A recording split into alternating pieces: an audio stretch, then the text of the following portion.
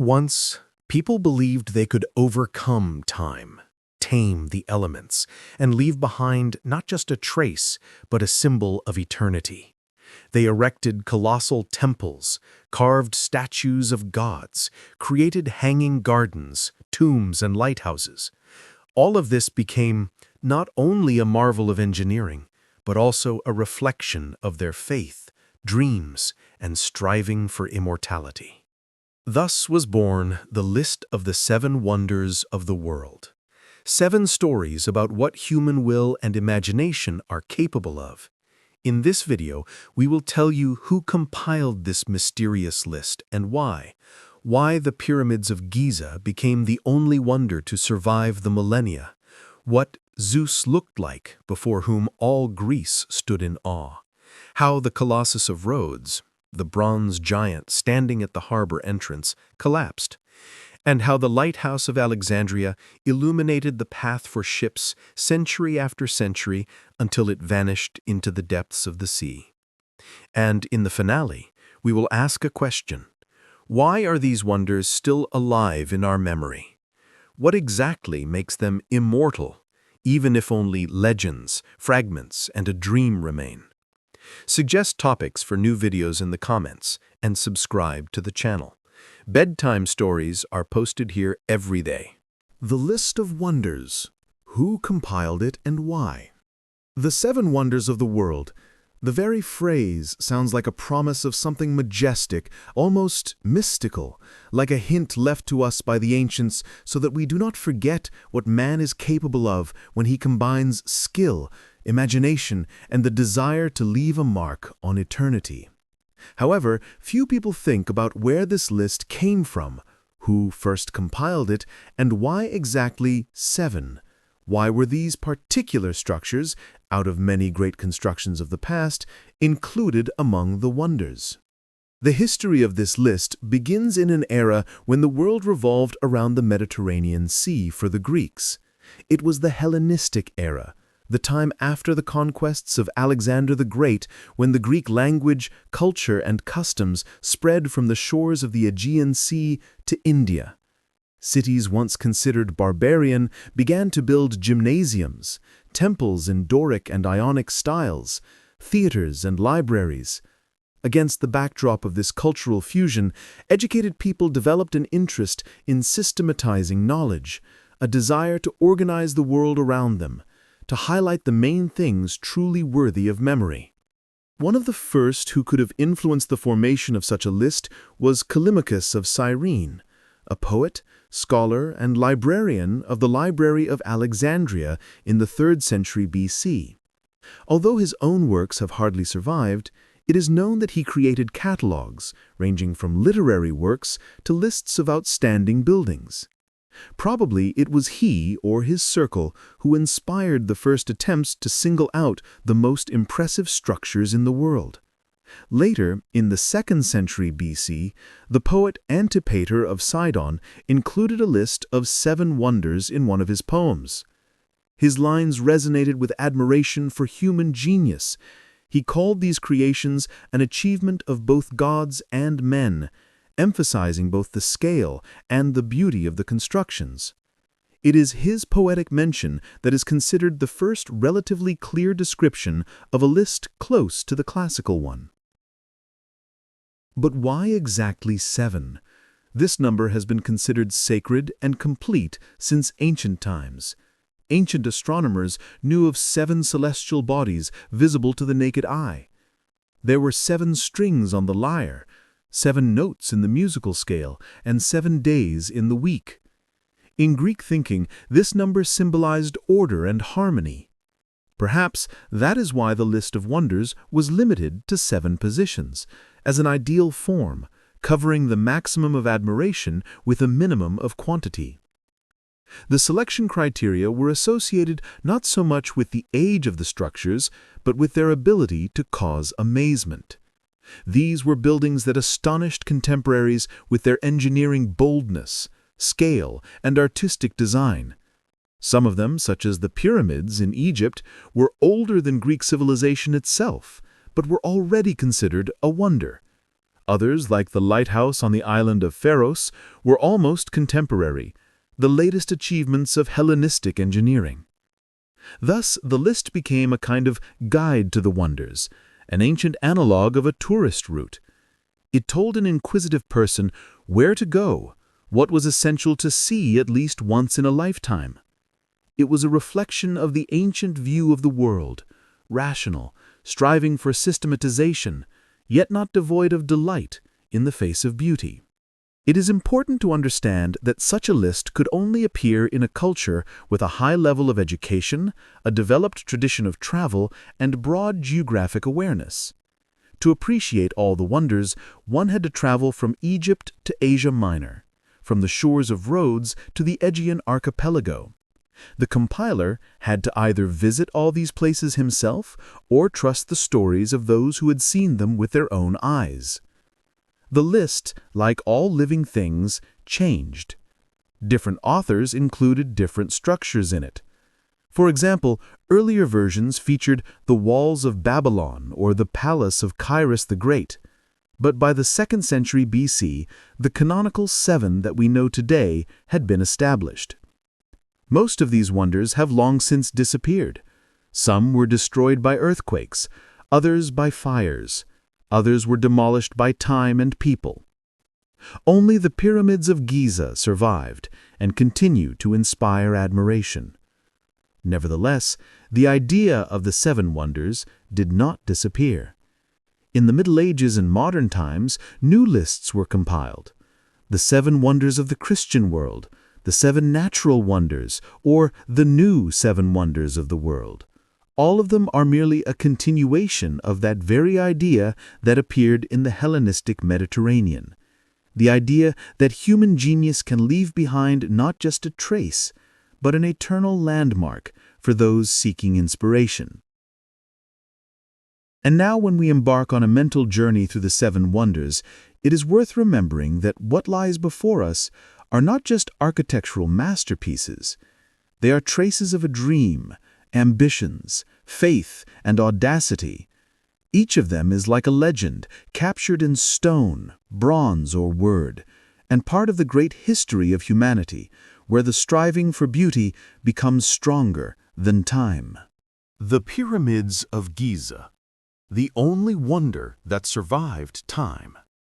Of all the 7 wonders of the world, only one has come down to us, not in the form of ruins, fragments, or controversial descriptions, but almost in the same form as it could be seen by ancient travelers and even the builders themselves.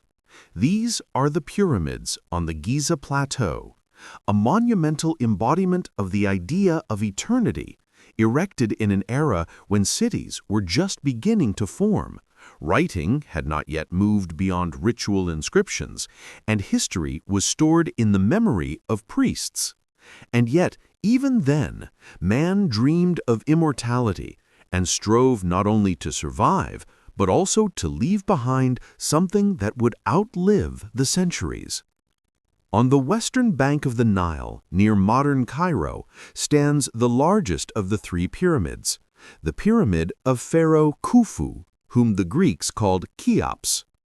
Its original height was about 150 meters, and the length of its base exceeded 230 meters. Built from more than 2.5 million limestone and granite blocks, with a total weight of over 6 million tons, it still impresses despite the loss of its casing and partial erosion by time. Khufu ruled approximately 4,500 years ago during the 4th dynasty, the era of the Old Kingdom. This time is marked not only by the centralized power of the pharaoh, but also by the flourishing of engineering skill, an organized state system, and a powerful ideology in which the ruler was considered the earthly incarnation of God. The building of the pyramid was not just a grand construction project. It was an act of faith and a magical action aimed at ensuring the pharaoh's eternal life in the afterlife. The first Greek mentions of the pyramids belong to Herodotus, who visited Egypt in the 5th century BC. In his Histories, He describes the Pyramid of Khufu as the result of 20 years of labor by 100,000 people who were replaced every 3 months. Herodotus recounts that first an inclined causeway was built to deliver the blocks, and that the pyramid itself was erected in tiers using levers and wooden structures. Although part of his account is now considered legendary or erroneous, he was the first to create the image of the pyramid as a great wonder. Modern archaeological finds, starting from the 20th century, allow us to clarify the details. Remains of workers' settlements to the south of the pyramids were discovered. Streets, houses, bakeries, workshops, as well as the graves of the builders themselves. These people were not slaves, as was previously believed. On the contrary, they were skilled workers, craftsmen, and engineers who participated in a national project of enormous scale. They were well fed, supplied with clothing, and, according to archaeological data, received medical care. The pyramid itself was once faced with white polished Tura limestone, giving it a dazzling, glowing appearance. In ancient times, it was called the Horizon of Khufu. It sparkled in the sun, like a giant facet of light in the desert, visible from afar. Today, only the lower rows of the casing remain, but they give an idea of its former magnificence. The internal structure of the pyramid is as amazing as its exterior. It contains 3 main chambers: the subterranean chamber, the king's chamber with a granite sarcophagus in the center, and the queen's chamber, a conventional name as its purpose is still debated. Above the king's chamber are 5 relieving chambers covered with granite slabs, a construction designed to protect the room from collapse. All this is the result of brilliant engineering calculation. Next to Khufu's pyramid are the pyramids of his son Khafre and grandson Menkaure. Khafre's pyramid appears taller, but this is an optical illusion. It is built on a higher part of the plateau. At its foot lies the Great Sphinx, a monumental statue of a lion with a human face carved from a monolithic rock. Most Egyptologists believe the face of the Sphinx belongs to Khafre himself. In addition to the pyramids and the Sphinx, the Giza Plateau is home to numerous temples, causeways, and ritual structures. Boat pits were also found here, which held disassembled wooden barks or solar boats.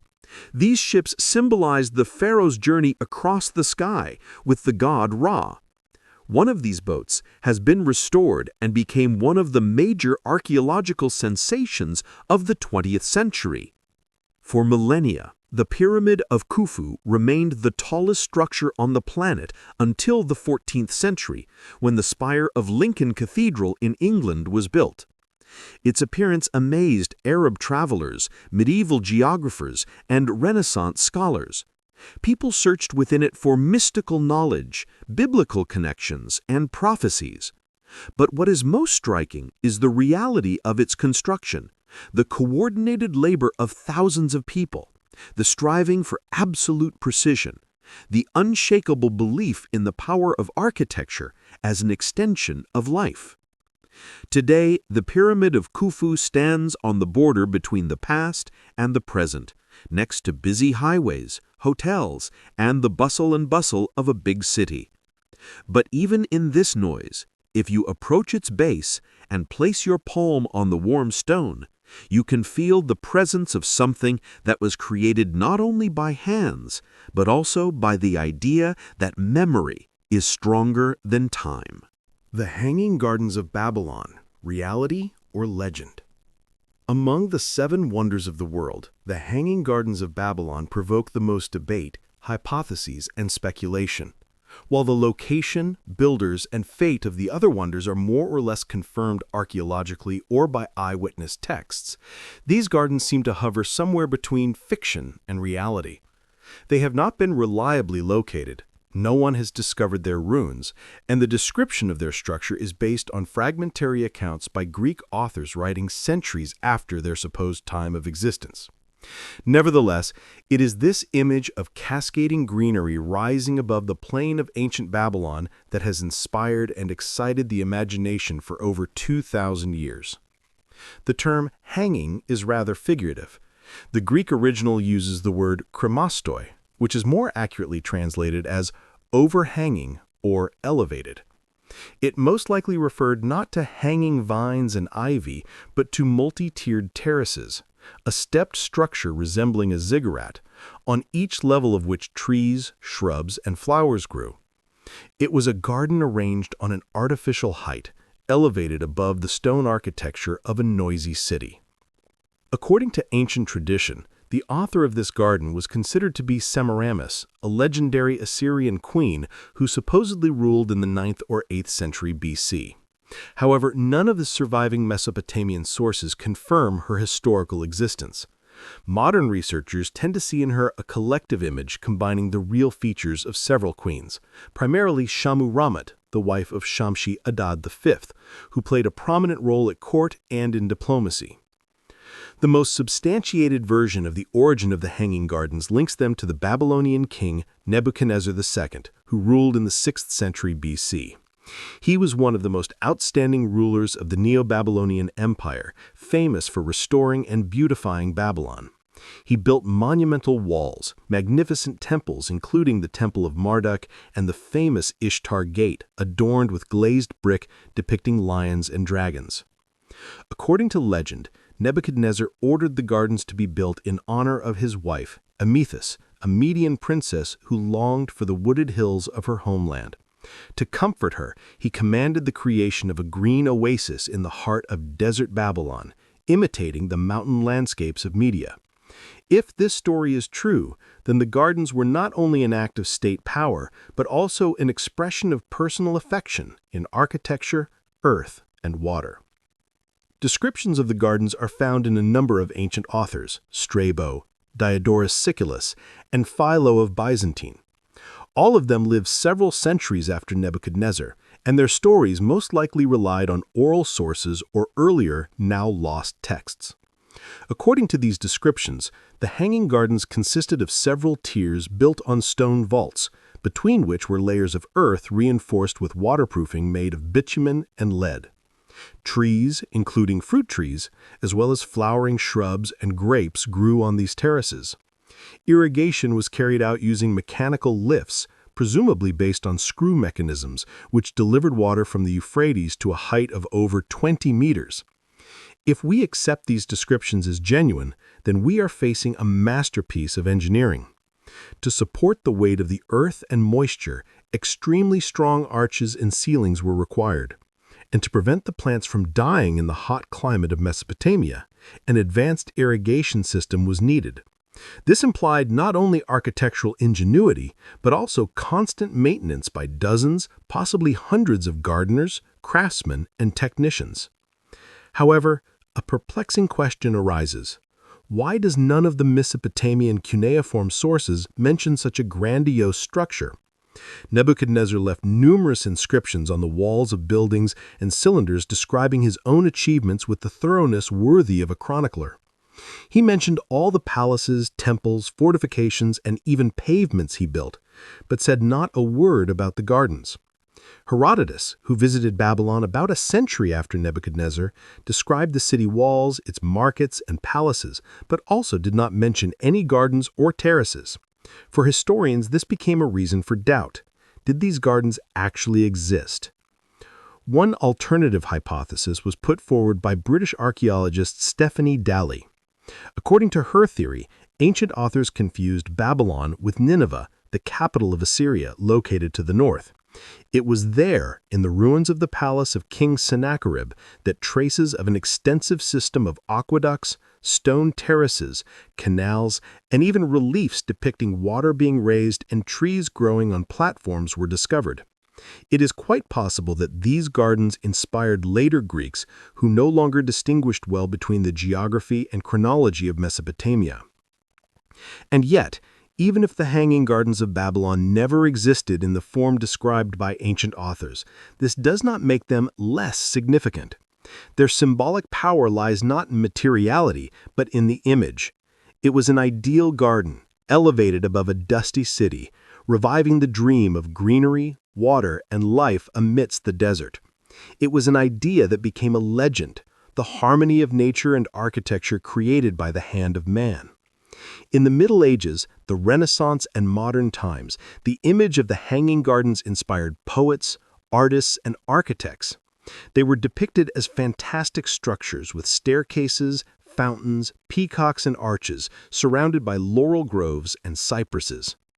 In the 19th century, European travelers and archaeologists explored the ruins of Babylon in search for any traces of the marvelous terraces, but as before, found only the foundations of palaces, clay tablets, and scattered brickwork. And yet, perhaps this is enough. Perhaps a wonder is not only something that can be measured or drawn on a plan. Perhaps it is something that continues to live in stories, in memory, and in the imagination of what is possible.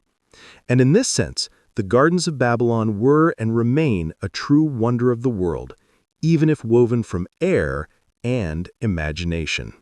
The Temple of Artemis at Ephesus, beauty worthy of a goddess. Among the 7 wonders of the ancient world, the Temple of Artemis at Ephesus stood out not for its height, complexity of engineering solutions, or mystery, but for its perfect harmony of form, spatial scope, and deep sacred significance. It was not only a temple, but also the sacred center of all Ephesus, a city-state on the coast of Asia Minor that served as a hub for the Aegean world's trade, cultural, and religious ties. It was a place where the divine and the earthly merged in architecture, art, rituals, and public life. It became a symbol of the greatness not only of the goddess Artemis, but of the entire Hellenic world, beauty worthy of the heavens.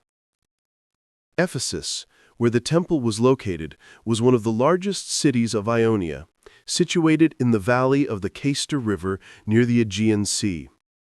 According to legend, it was founded by Ionians in the 10th century BC, although the cult of Artemis here likely arose long before the Greeks arrived. The local Artemis differed from the stern huntress Artemis of Arcadia.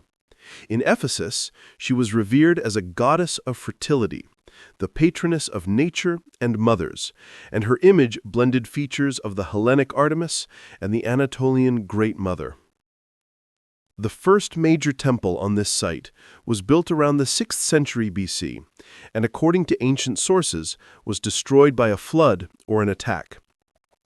But it was after this that the construction of the very temple that would later be recognized as one of the 7 wonders began.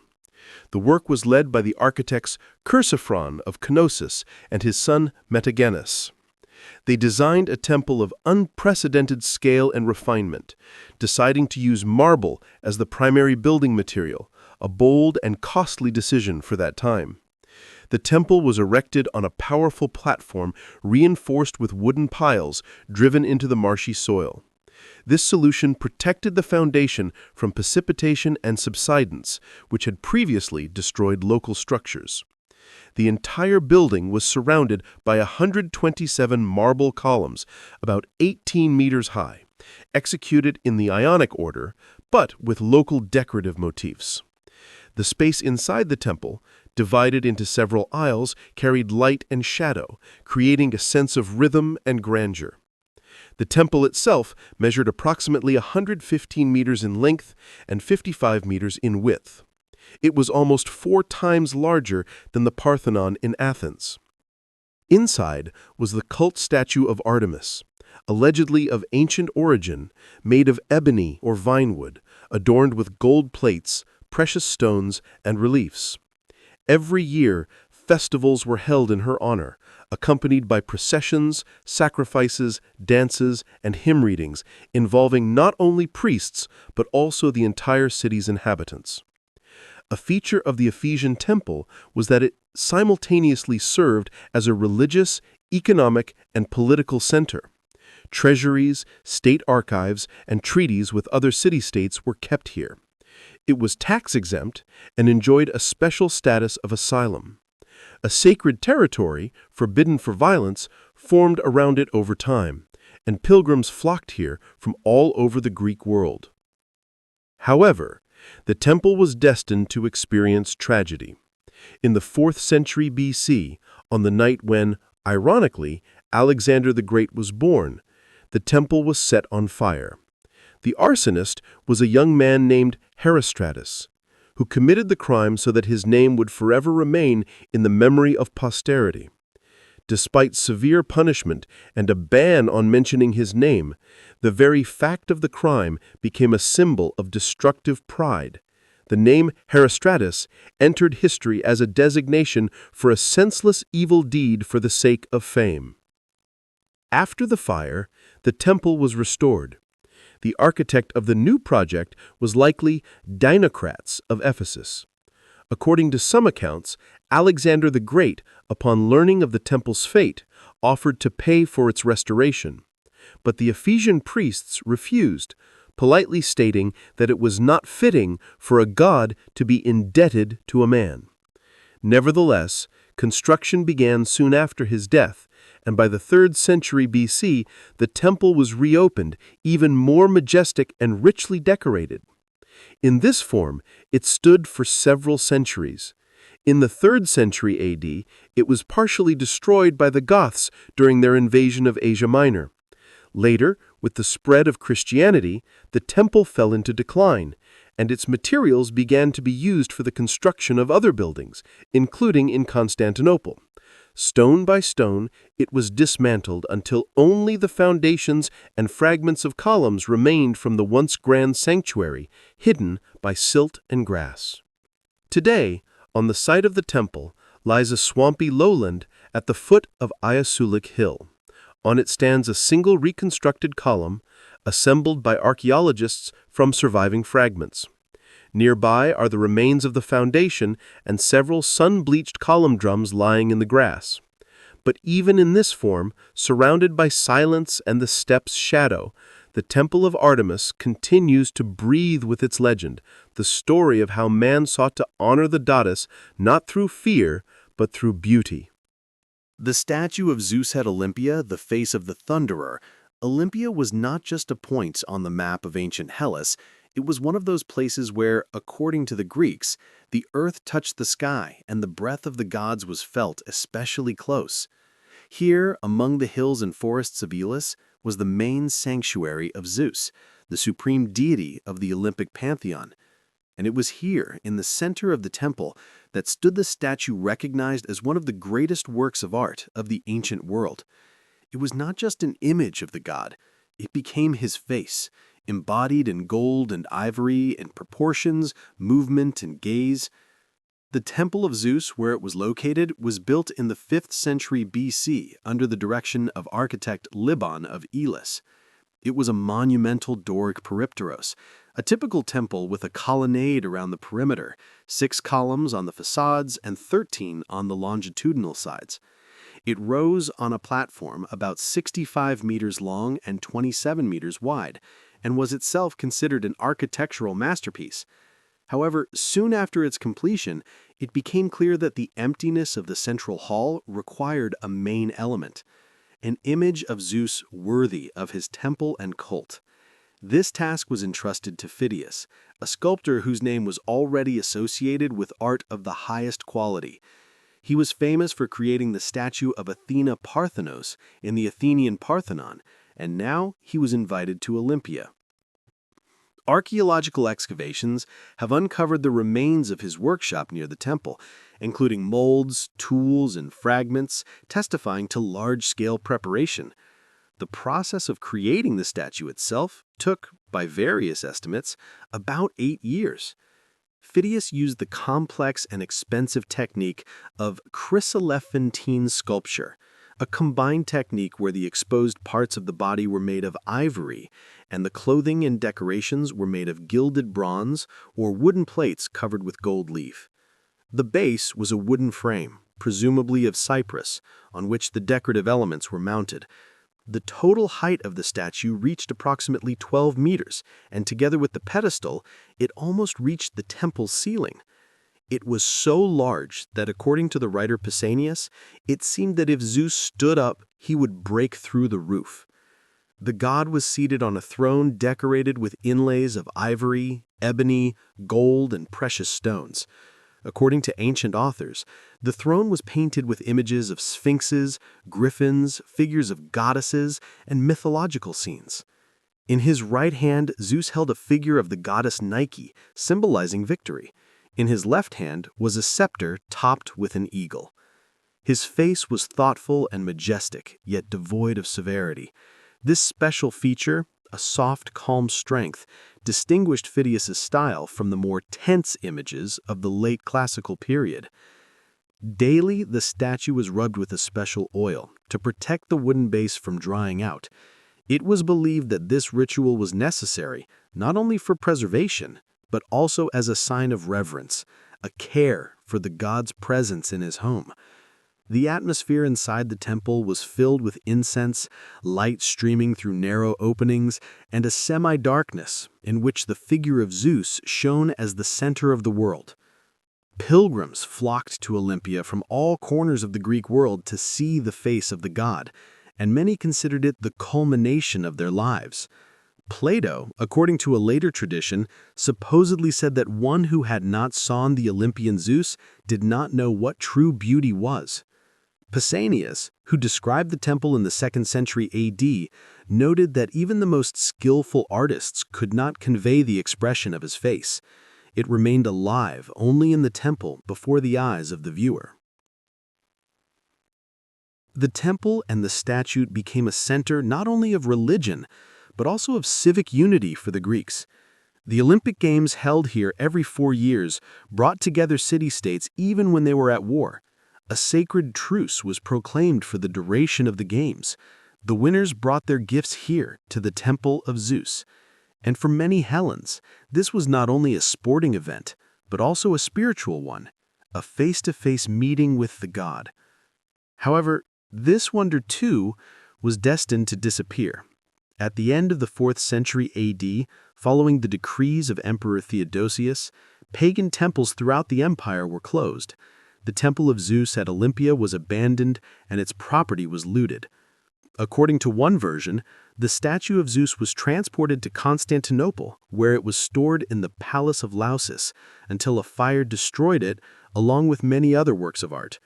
According to another version, the statue perished still in Olympia, perhaps in an earthquake or fire in the temple.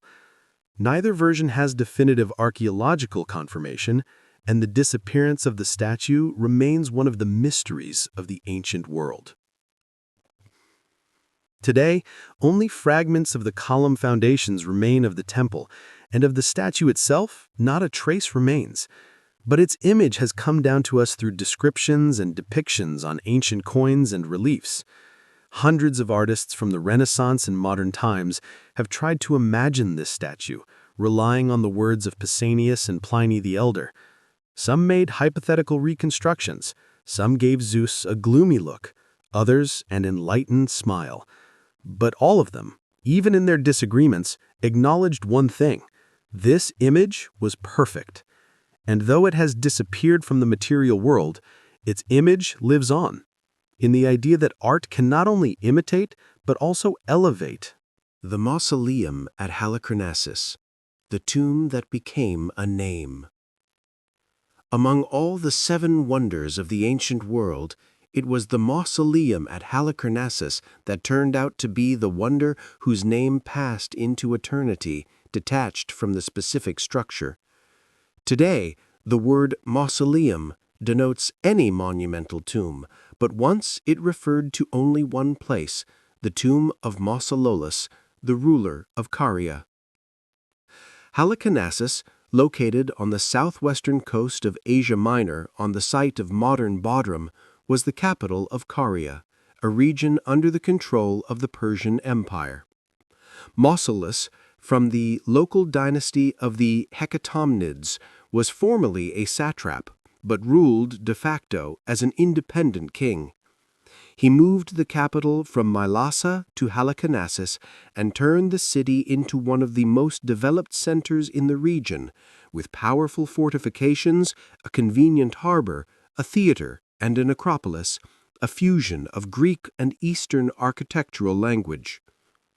After Mausolus's death in the 4th century BC, his sister and wife, Artemisia II, decided to honor his memory with a structure so grand that it would be spoken of for centuries.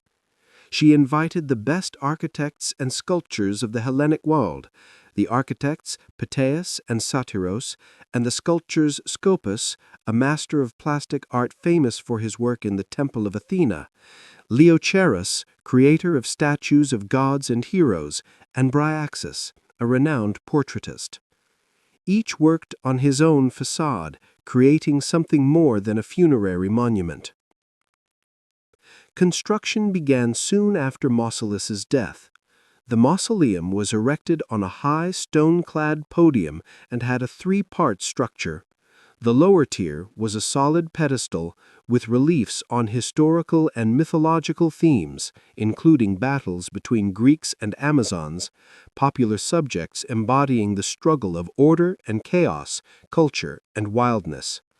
The middle tier was a colonnaded portico with alternating columns and sculptural compositions. Between them stood statues of gods, horsemen, and allegorical figures. All this was made of white marble, probably brought from the island of Proconnesus.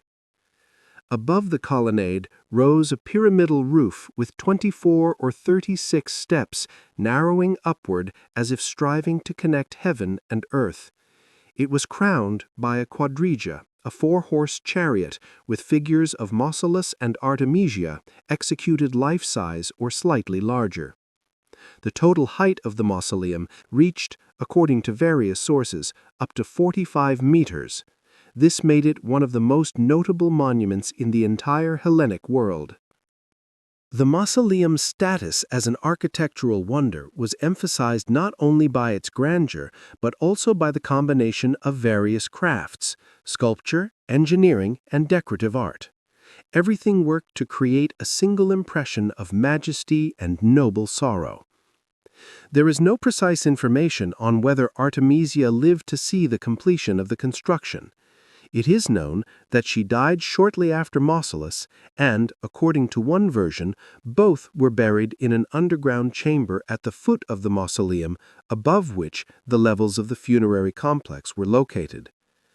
Legend has it that after the ashes were interred, the masters went down, closed the entrance, and were buried alive so that no one could disturb the peace of the royal couple.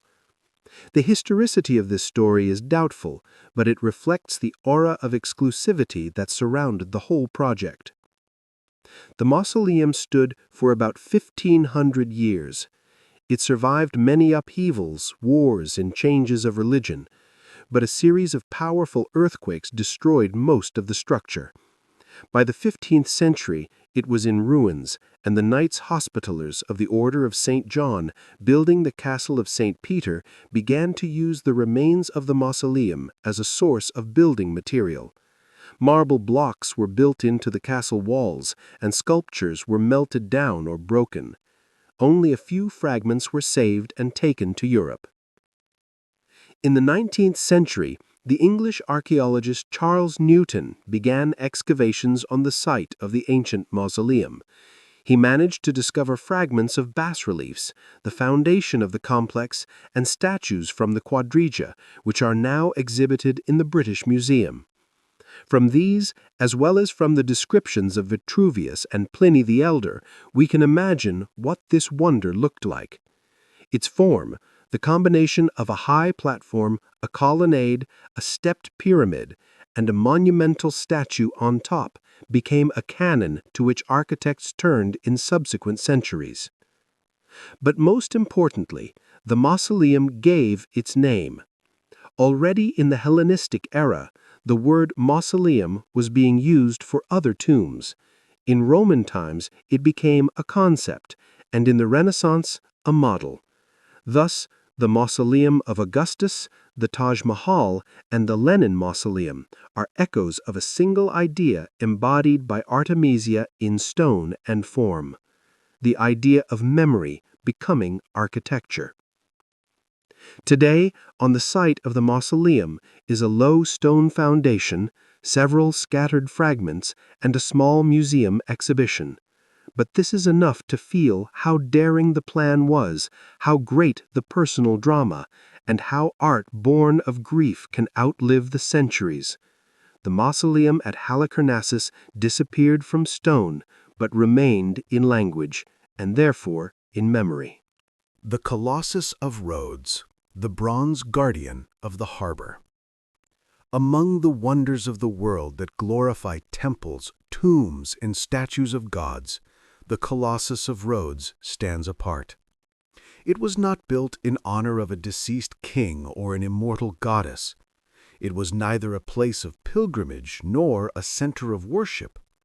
It was the embodiment of civic pride, a monument to victory, and a symbol of freedom. The Colossus of Rhodes was raised not for the gods, but by the will of the people, as proof of the courage that had endured the siege of the city, and as a challenge to anyone who might dare to question its independence. The story of the Colossus of Rhodes began with war. In 305 BC, Rhodes, a wealthy trading polis and ally of Ptolemy of Egypt, was besieged by Demetrius I, one of the Diadochi, who sought to control the Aegean Sea.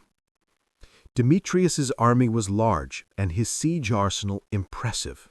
He brought siege towers, battering rams, catapults, and the famous Helepolis, a multi-tiered movable tower that amazed contemporaries. The siege lasted nearly a year. The townspeople did not surrender. They defended themselves with ingenuity and perseverance, enduring the onslaught day after day, and eventually breaking the siege through cunning, fortifications, and military skill. When Demetrius lifted the siege and retreated, leaving part of his siege engines behind on the shore, Rhodes regarded this not merely as a military victory, but as a sign of the favor of the gods, above all, their city's patron, the sun god Helios. It was then decided to erect a monument in his honor, not only as thanks to their celestial protector, but as a figure rising above the entire city, a symbol of victory, will, and honor. The sculptor chosen was Charis of Lindos, a pupil of the great Lysippus, one of the leading artists of the age of Alexander the Great. Charis undertook a project unprecedented in scale and complexity. The statue was believed to have reached about 30 meters, 100 feet, in height, and stood on a pedestal, making it the tallest bronze statue of the ancient world. The bronze was cast from the weapons left behind by Demetrius's army. Stone and iron were used for the internal framework and as ballast. The work lasted about 12 years. The exact construction remains unknown, but ancient sources mention that large stone blocks were placed inside the figure as support and counterweight. Each bronze plate was cast separately and then fitted by hand. Lifting mechanisms, blocks, winches, wooden cranes were employed with great care. Most likely, an earthen ramp was built around the rising statue, which was removed as the work progressed. No precise description of the statue's pose has survived. The popular image of the Colossus straddling the harbor entrance with legs apart is, in all likelihood, a medieval fantasy. Neither the technology nor sound engineering principles would have allowed such a stance. Modern reconstructions suggest the statue stood on a massive pedestal at the harbor's entrance, perhaps with an arm raised in greeting or a shield reflecting the sunlight. Art of the time often depicted Helios as a young man crowned with rays of the sun, strong in figure, symbolizing light, order, and vital energy. The Colossus stood for only a short time. A powerful earthquake struck Rhodes, damaging fortifications and temples, and the statue collapsed. According to accounts by Strabo and Pliny the Elder, it broke at the knees, the points of greatest stress. The townspeople consulted the oracle at Delphi, which allegedly forbade them to rebuild the statue, warning that it might anger Helios. Thus the ruins of the Colossus lay on the ground for centuries like a fallen titan, yet still inspiring awe and reverence. Pliny wrote that even in ruins the statue impressed by its size. Travelers could clasp its thumb, large enough to hold a man, and its hollow interior was vast enough to walk through like caves. The very feat of creating a bronze statue taller than most buildings of antiquity remained astonishing. Indeed, no other sculpture provoked so many legends, reconstructions, and imitations. Its ultimate fate is cloaked in mystery. According to Arab and Byzantine chronicles, after the Arab conquest of Rhodes in the 7th century AD, the remaining fragments were sold as scrap to a Syrian merchant who supposedly carried the bronze away on thousands of camels. Legendary though this sounds, it reflects the essential truth. The wonder vanished, but its memory endured. The Colossus of Rhodes was above all an idea. It symbolized courage, perseverance, faith in human strength. It was erected in honor of a people who would not bow. Even fallen, it commanded respect. We do not know exactly what it looked like, but we know it existed, and that is enough for it to live on in books, drawings, imagination, and in the inspiration of all who returned to the dream of the bronze giant who glorified freedom. The Lighthouse of Alexandria, a light over the sea. On the shore of ancient Alexandria, on the small island of Pharos, once rose one of the most practical and at the same time poetic wonders of the ancient world. It was neither temple, nor tomb, nor sculpture. It was a lighthouse, built not for the glory of kings nor in honor of the gods, but in service to humankind, to guide sailors through darkness, warn of danger, and light the way. Its power lay in its service, not in a display of might. The Lighthouse of Alexandria became a symbol of order, confidence, and civilization in the realm the ancients rightly regarded as most unpredictable, the sea. The city of Alexandria was founded in 331 BC by Alexander the Great himself. But after his death, it became the center of a new Hellenistic kingdom under the Ptolemies, a dynasty that fused Egyptian traditions with Greek statecraft. Alexandria grew rapidly. Its harbors filled with merchant ships, its libraries gathered the world's knowledge, its streets were laid out on a strict grid. Soon, it became the greatest port of the Eastern Mediterranean. Yet, amid all this success, it lacked one vital structure: a lighthouse to ensure safety in the busy and treacherous waters. Construction began under Ptolemy I and was completed under his son. The project was directed by the architect Sostratus of Cnidus. According to legend, Sostratus, fearing his name would be forgotten, carved an inscription on the foundation. Sostratus, son of Dexaphones of Cnidus, dedicated this to the gods who protect sailors. Above it, as custom required, was carved the name of Ptolemy. But as the limestone weathered over time, the king's inscription faded, revealing the letters left by Sostratus, a legendary gesture by an author who thought in terms of posterity rather than courtly etiquette. The lighthouse stood on the island of Pharos, connected to the mainland by a causeway about 1,000 meters long, known as the Heptastadion. It divided the coastal waters into 2 harbors and also acted as a breakwater. At the eastern end of the island rose the lighthouse, a 3-tiered structure of light-colored limestone, a massive square base with storage rooms and ramps, a narrower octagonal middle section serving as the ascent to the top level, and a cylindrical upper tower crowned with an observation platform and the chamber for the beacon. Ancient descriptions say the lighthouse reached a height of up to 120 meters, enormous by ancient standards, and could be seen from as far as 50 kilometers away. By day, sunlight reflected from polished metal mirrors, probably bronze or copper, set at calculated angles. At night, a great fire burned at the summit, its flames fed with wood fuel, hoisted by inclined ramps and spiral galleries, while the reflecting surfaces directed the beam toward the sea. This monumental structure transformed navigation in the eastern Mediterranean. The lighthouse became not merely a technical aid, but also a symbol of Alexandria as a new center of civilization. It appeared on coins, reliefs, in the writings of geographers and travelers, described by Strabo, Pliny the Elder, and later by Arab scholars and cartographers. Like many great works of the past, the lighthouse gradually suffered damage.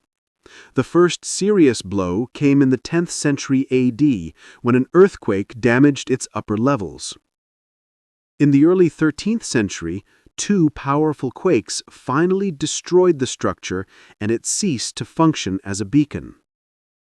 In the 15th century, under the Mamluk Sultan, a defensive fortress, the citadel of Kite Bay, was built on its foundations using stone from the lighthouse's ruins. The fortress still stands on the same spot today. For centuries, only descriptions and legends kept the memory of the lighthouse alive, until in the late 20th century, a team of Egyptian and French archaeologists began underwater excavations at the eastern harbor.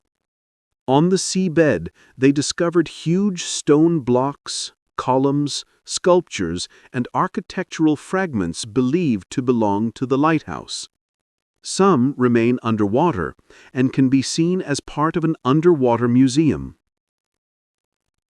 The Lighthouse of Alexandria became not only a symbol of ancient engineering, but also the archetype of the lighthouse as an idea.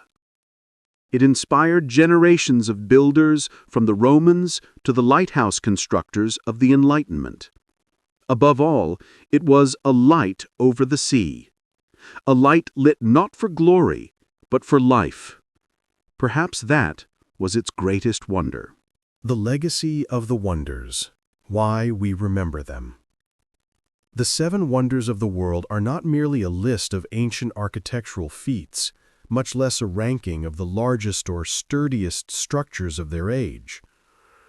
They reflect humanity's awe before beauty, grandeur, and the power of human thought. They are symbols of ambition, memory, and the desire to leave a mark in stone, in bronze, and in history. The list of wonders was compiled, revised, lost, and restored more than once, yet each version spoke not so much of the monuments themselves as of those who created them, admired them, and continue to remember them across millennia.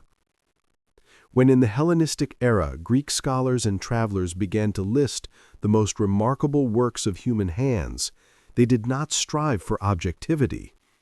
It was the viewpoint of an educated Hellene, trained in rhetoric, mathematics, philosophy, and Homeric tradition. Hence the list included neither the Great Wall of China, nor the temples of Angkor, nor the mysteries of the Americas. It was a regional list, yet it proved surprisingly enduring.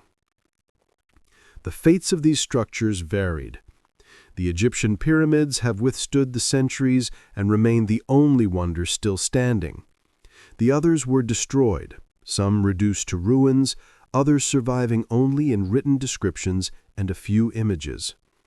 Paradoxically, their very disappearance made them more alive in cultural memory, giving them an aura of mystery and weaving them into a myth in which each generation may find its own meaning. The seven wonders of the world are not only buildings, they are ideas. The Temple of Artemis is the image of beauty and divine reverence expressed in architecture. The mausoleum, the triumph of memory and the desire to conquer death through art. The Colossus, the symbol of freedom, resilience, and rebirth. The Statue of Zeus, religious awe captured in gold and ivory. The Hanging Gardens, a dream of paradise on earth, greenery among stone. The Lighthouse, care for the lives of others, a light burning for all. And the Pyramid, a dialogue with eternity, a message to the future carved in stone. These structures embodied the ideals of their age, aesthetic, engineering, and spiritual. They expressed the striving for greatness, but also for meaning. That is why even today, as we read about the wonders, view their reconstructions, visit their remnants in museums, we feel that we touch something greater, not merely walls or columns, but a world that once believed that beauty could be eternal. The seven wonders of the world are not just a reflection of the past. They are a part of ourselves, the story of a dream that cannot be destroyed.